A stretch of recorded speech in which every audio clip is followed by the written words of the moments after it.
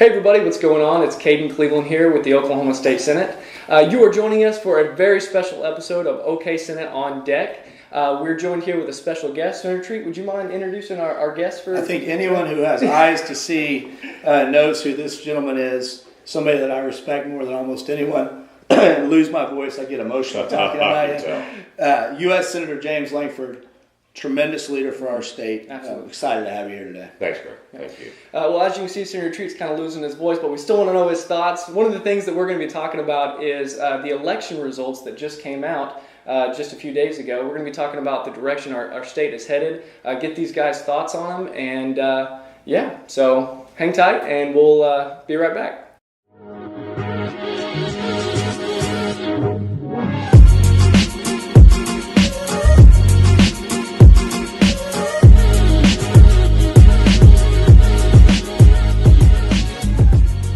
Hey everybody, welcome back. And as we said before, we're joined with Senator James Lankford for a very special episode of OK Senate on Deck. So guys, just a few days ago, some of the election results came out, and I was hoping to get you guys' kind of thoughts on that. What overall excitement? What do y'all think? Senator, you go first. Yeah, I'll launch in. Obviously, the national elections we watched as well as local elections. Obviously, Democrats took control of the House. That was no great surprise on it. There was the real test was how big the wave would be, if it was a splash or a giant wave. I went into the U.S. House in 2011. That was a true wave election. There were 63 Democrats that year that lost their seats to Republicans. There was a massive shift that happened. This time it was a much smaller change, but still definitely a change. In the days ahead, Democrats will meet to be able to pick who their speaker is going to be. Most likely that'll be Nancy Pelosi, and then we'll see all the chairmanships change and be a very different field. Obviously, for President Trump to be able to work with a different body in the House and the Senate. And so we'll have an opportunity to work together. The Republicans gained seats in the Senate, is well recognized now. But we still have a lot of work to be done on it. So we'll see. And the hope is we can still work on legislation together. There's a lot of common ground issues that we still have that we can work on together. So that's more on the federal side of things. On the state side of things, Senator Treat, are you excited?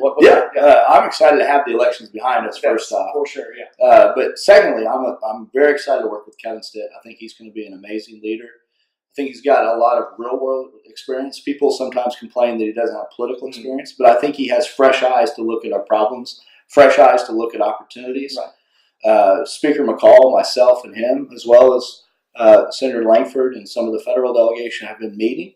I think we're going to be able to be on the same page, be able to come up with a few items that we all agree on, that we can get behind, to truly move our state forward, to cast a vision to say this is where we want to be in the next 10 or 20 years. So it sounds like really on the federal side and on the state side that really the mood of it or the feeling is very optimistic. Would you guys agree with that overall? Well, I agree with that. It's always unknown when you start a new session to be able to see what everybody's priorities are. Some people walk in thinking in the federal side of the House, we're having all new leadership, we have a whole new agenda, and see how that works out. But I'm very optimistic. I like Greg. With Kevin Stitt, I think he'll be a good leader for us. He doesn't walk in as a person that declares, I have every answer. He walks in like a CEO and says, I can see the numbers. And from these numbers, I can tell you this agency, this department, this entity is having problems. So let's sit down and try to figure out what the problem is. Because we can't be 47th in the nation on this issue. We can't be 34th in the nation on this. We've got to figure out how to be able to rise on the different issues that we need to rise on. And most of those don't happen by a leader walking in with all the answers. Most of those walk in with a leader that would get everybody in the same room. Republicans, Democrats, Independents, just say, let's just be Oklahomans. Let's put everything on the table and try to figure out how to be able to fix this. And that's a tremendous asset. You know, Senator, as I travel the state, one of the things people talk to me about you is you take notes in meetings. They're always impressed by that. I'm always a little shocked that they're impressed by it. I'm too. That I can write. You can write. Yeah, people are very shocked by that. But one thing that I've noticed, you listen. Kevin Stitt listens. In the meetings that I've been in, he takes notes. He asks really insightful questions. I've been very impressed with his ability to listen.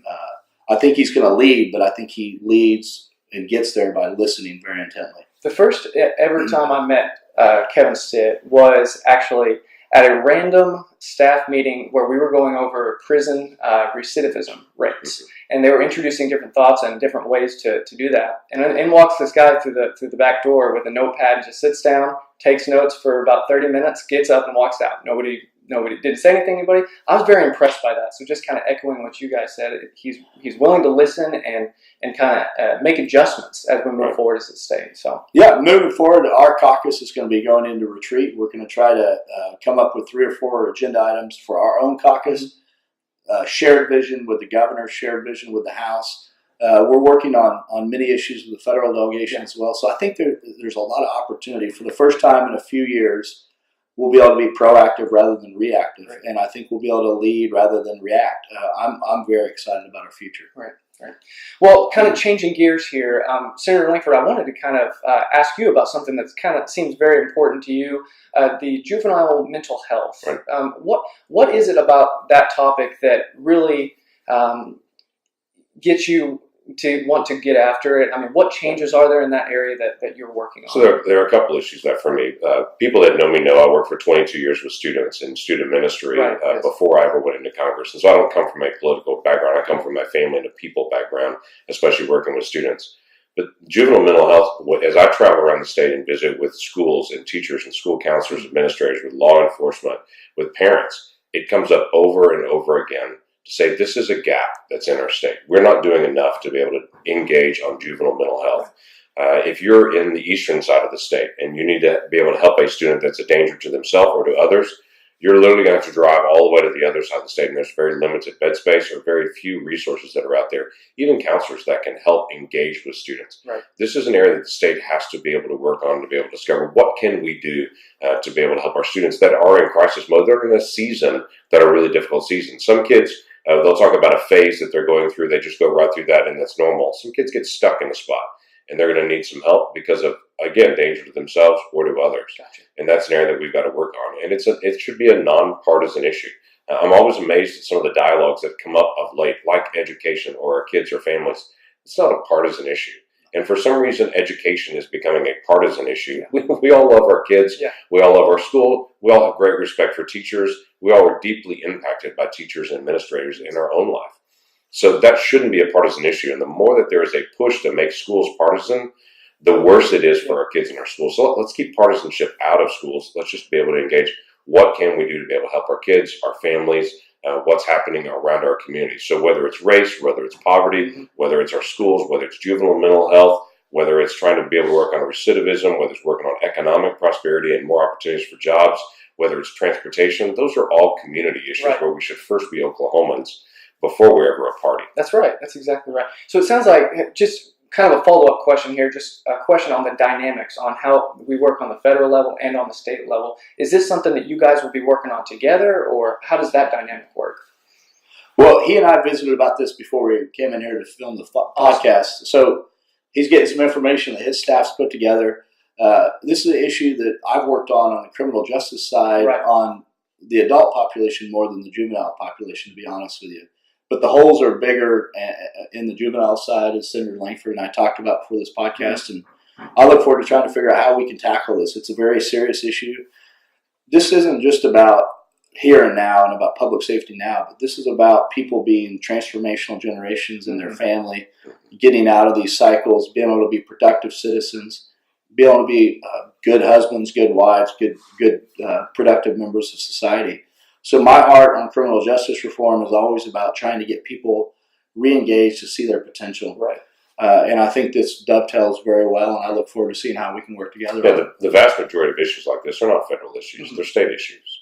And the state determines that. For instance, even in criminal justice, the vast majority of people incarcerated in the state are in state facilities, not in federal facilities. Right. There is a federal role for those federal facilities, but obviously the state has the preponderance of that. Same thing with juvenile mental health or adult mental health or so many other issues like education. Right. 90% of the education funding and structure is state rather than federal, but there is a partnership that we can have in just sharing ideas. I get the unique privilege of serving the United States Senate with 49 other states, and so I get a chance to hear other ideas all the time and to be able to basically say, well, what are you doing? How are you solving this? What's working in your state? And when I can bring ideas back to friends that I have here, to be able to say, have you looked at this? That gives us the opportunity to be able to do the research, to be able to see what are other ideas out there and how can we use those. Senator, one of the ideas you brought up to me earlier was about regulatory control on the state level. And I'm excited that you're going to get some information together for me on how we can better run state government better have control of what's going on. Can you tell us a little bit about Sure, that? yeah, there are several states that actually have a really deliberate process that when their agencies and entities put out new regulations or rules, that those come back through the legislature, because people forget. You don't, because you can see it all the time, but the law is written by the state, by the legislature, signed by the governor, and the agencies are fulfilling that law. So the agencies, when they put a regulation, it should be able to come back to the legislature, and the legislature be able to look at it and say, no, that's not at all what we were trying to do. You're going a different direction than what we're actually putting together. That's a much better process than taking it to the court and spending millions of dollars in litigation and all the chaos and years of delay.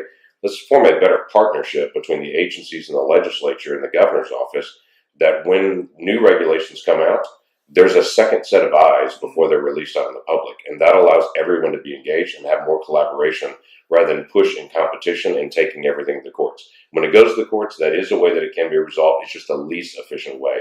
And there are states like Idaho and North Dakota and Vermont that have really good models of how their state government and their agencies all work together in a collaborative way, and there may be something that we can learn from that. Yeah, thanks for bringing that to my attention. I'm always interested in how we can do it better. Right now, our model isn't working as well as it should be, so I'm excited to see how other states do it and get ideas. So thank you for bringing that to my attention.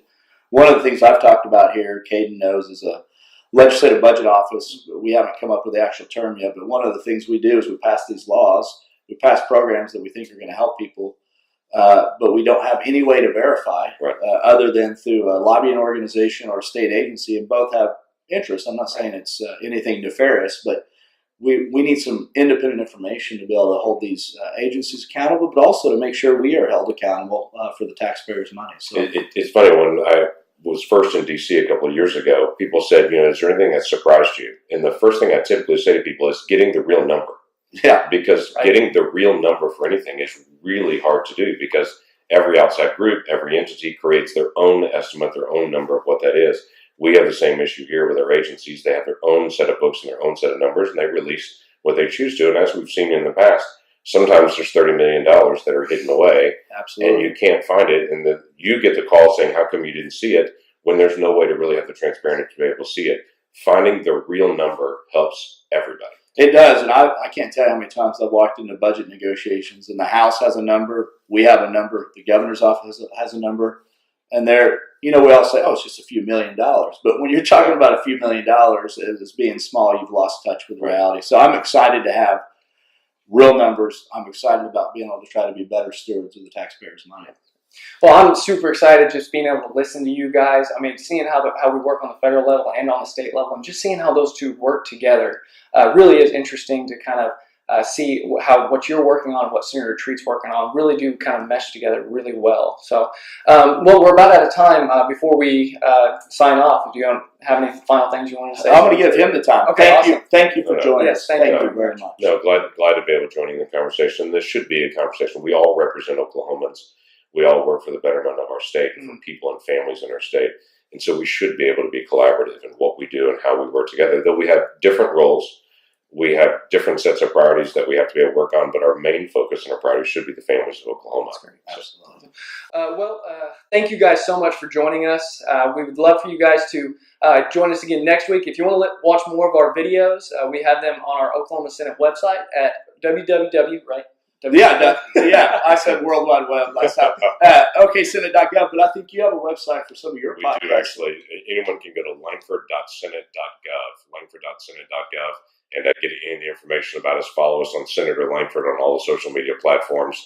But we also have a podcast we call The Breakdown. We do it once a month, and we take one of the hard, complicated issues in D.C., spend about 20 minutes breaking down all the details and getting a lot of additional information. So if you're interested in taking some of the complicated issues and trying to be able to go deeper on it, follow us on The Breakdown. And you can do that at Lankford.senate.gov.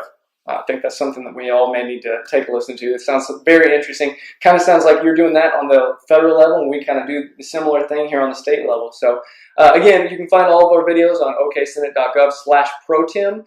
And anything else you guys have? No, thanks for hosting me today. Thank you, sir. Thank you. And I guess we'll see you guys next week. Bye.